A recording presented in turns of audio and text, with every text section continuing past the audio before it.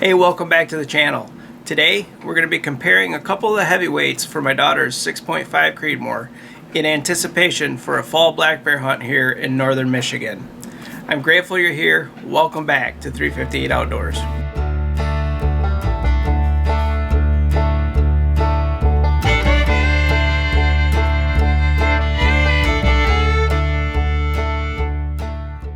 Alright, so here it is, Saturday, Memorial Day weekend. We are still within the application period for Michigan's black bear hunt.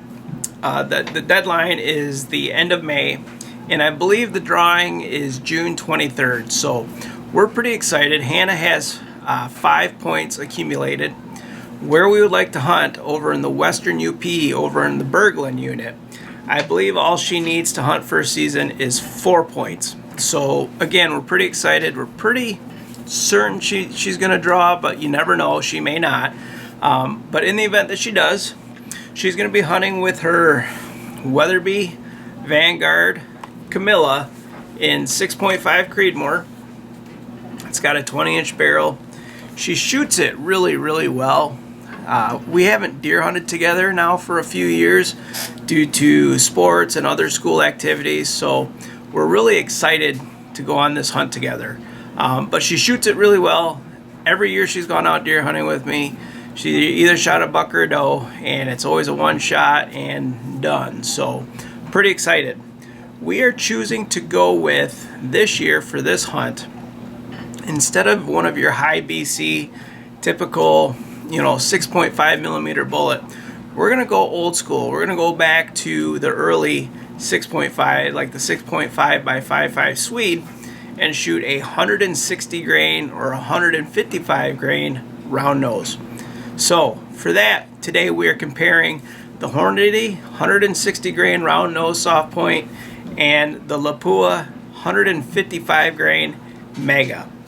Alright, so when it comes to bullet selection for this hunt, some of you might be wondering, why are you shooting such a heavy projectile for the 6.5 Creedmoor when it really wasn't designed for that? And you'd be right.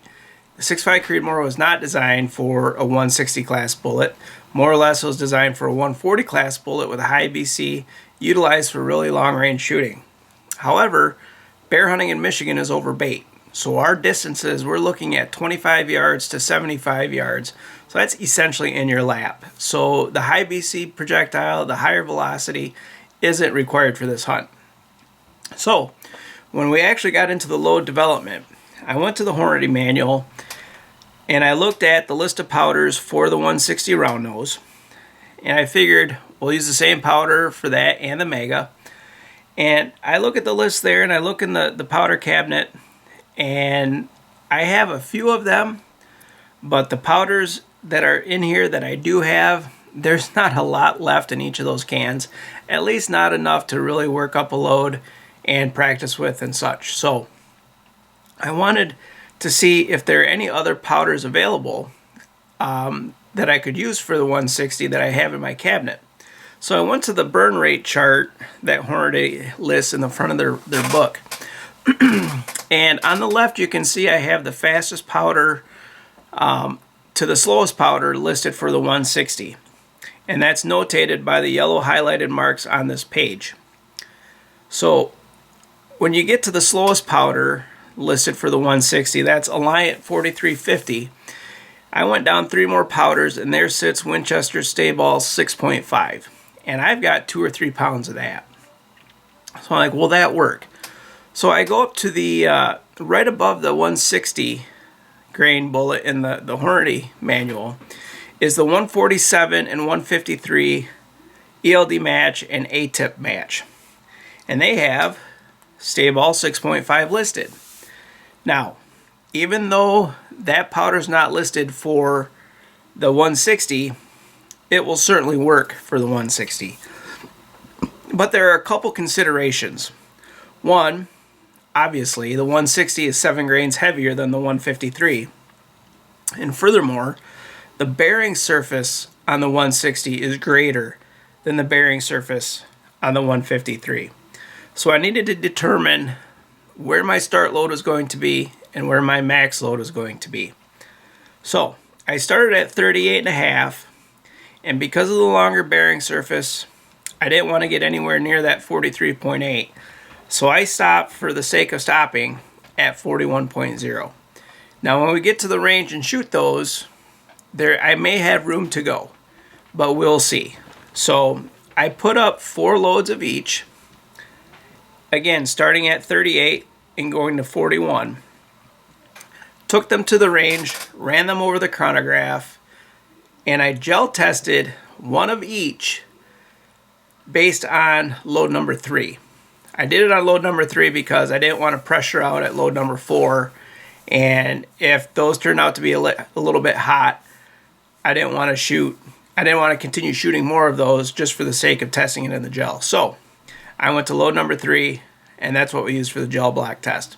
So let's get out to the range, let's look what those numbers look like, and let's look at the results of the gel test.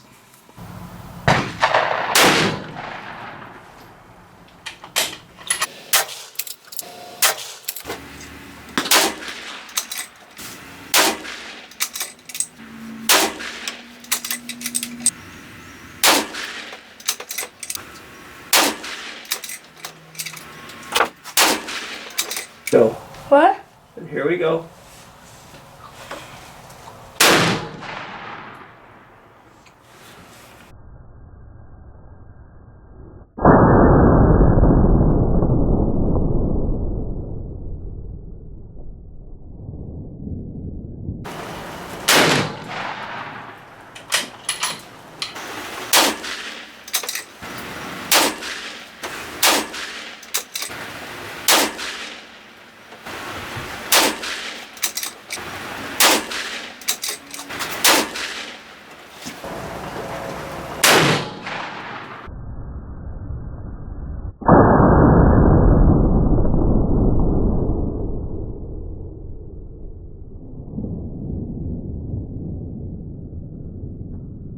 So the day we decided to go shoot, we had a feeling it was going to rain that day, so we went to a different location that provided essentially a garage that you went into, you opened the garage door, had shooting benches inside, you could shoot out downrange.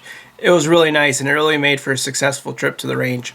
But as we look at the loads, I just want to remind you that we loaded both the Lapua and the Hornady with identical charge weights. We did 4 loads. We used load number 3 for the gel block, but here they are. We had a low end on the Hornady of 2095 with a high end of 2053.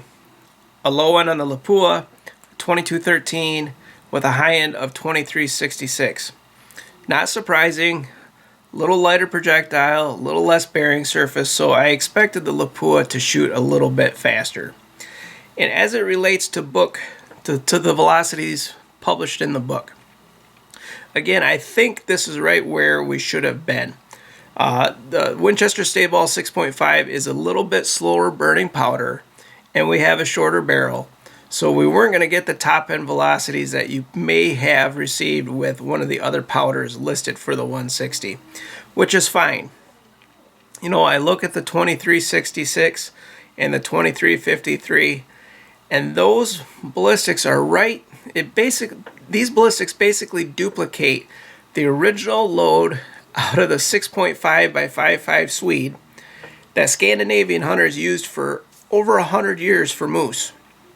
So I am completely convinced that we're going to be just fine for our fall bear hunt, should Hannah draw her tag. Alright, so let's take a look at the Hornady 160 grain round nose and see how it fared in the gel test.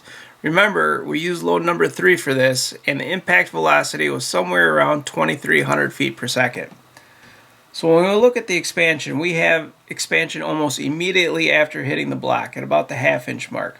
We have a decent permanent cavity down to about the 8 inch mark, and then the cavity essentially mimics the diameter of the expanded projectile, which ended up in the second gel block at about 23 inches. Alright, so the Hornady 160 grain round nose at roughly 2,300 feet per second gave us 23 inches of penetration into the gel block. Bullet upset was almost immediate at about the 1/2 inch mark. The next 7.5 inches, the permanent wound cavity measured about 1 inch.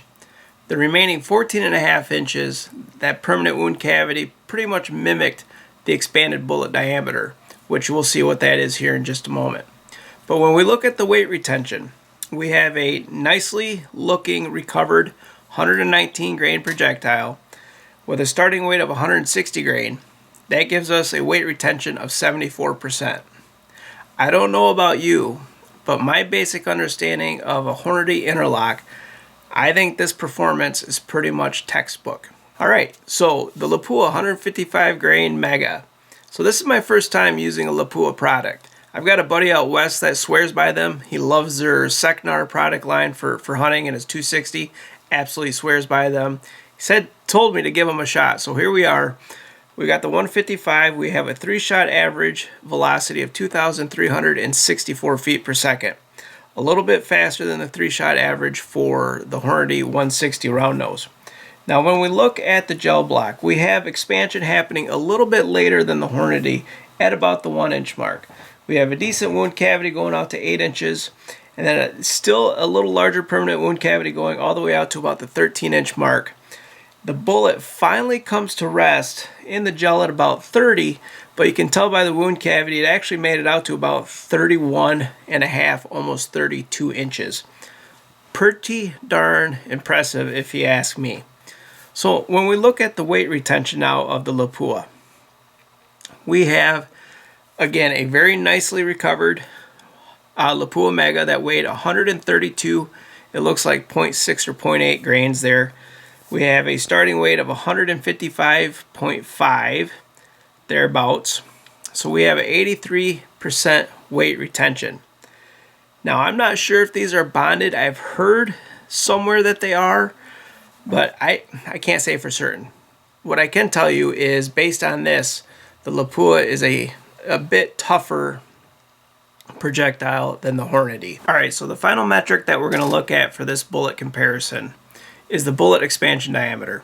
And you can clearly see the Hornady at 0.470, the Lapua at 0.480. They're virtually identical. Each bullet expanded to about 1.8 times the original bullet diameter, which is really good. And if you ask me, either one of these are going to work just fine for a northern Michigan bear hunt.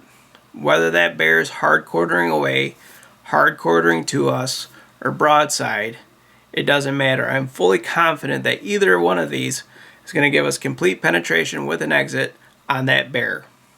So, question is, which one do we choose? Having worked a lot in the past with Hornady and having never worked with Lapua, we're going to go with the Lapua 155 grain Mega. I can't wait. I hope my daughter gets a tag. I hope she's blessed with an opportunity to pull the trigger on a bear. And if she does, that bear had better watch out because she's shooting the 155 Mega Lapua. Now coming up on 358 Outdoors, we got a couple things. We got some 350 Rem Mag load development coming up. Really looking forward to that. We're also going back to the velocity tests with the different barrel lengths in 243, 6.5 Creedmoor, and 308 Winchester. We also have gel test results with the Woodley 310 grain weld core out of the 35 Whelen Ackley Improved and the 196 grain hammer HHT also out of the 35 Whelen Ackley Improved. So keep an eye out for those as well. But in the meantime, really appreciate you guys being here at 358 Outdoors. I can't wait to see you again soon. God bless.